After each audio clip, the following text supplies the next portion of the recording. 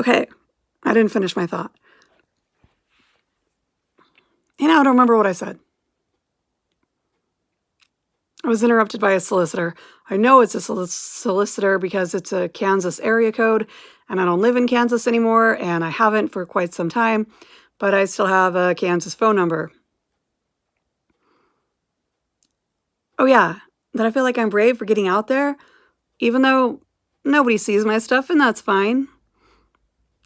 My mom thinks I'm brave, and she tells me all the time how brave I am just for living.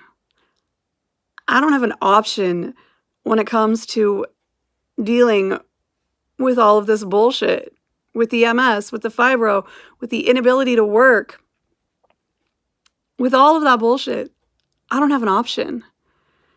In one of the videos I did, which I sort of hate it because it's too true, and I get in those moods where I don't want to hear any encouraging words, especially from myself. I hate my own words thrown back in my face because, well, I'm right, and I don't want to be reminded how right I was.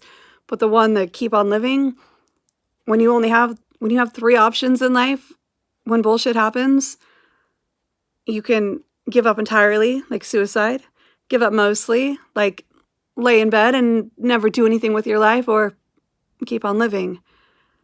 And when a suicide attempt doesn't work, or you just can't bring yourself to do it, or you can only lay about in bed and whinge for so long, at the end of the day, you only have one option. You have to keep on living. I'm not brave just for living with all of these stupid diseases. It's the only option I have. What I am brave for is continuing to write, continuing to make videos, continuing to get out there, continuing to tell my story, moving 2,000 miles across the country to be with my boyfriend, continuing to make friends, trying to make Pennsylvania home. I don't even know how the people who live there call it home.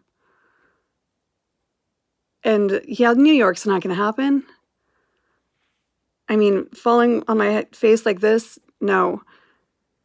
And if I do leave him, I got to go back home where I have a support system, where I know the system. I know how to get in touch with case managers. There aren't even any case managers out here. So, and it would take several months to drive home because I wouldn't be able to drive more than 2-3 hours max a day. That's fine. A solo road trip across the country is one of my bucket list ideas, one of my bucket list items. So I might do that.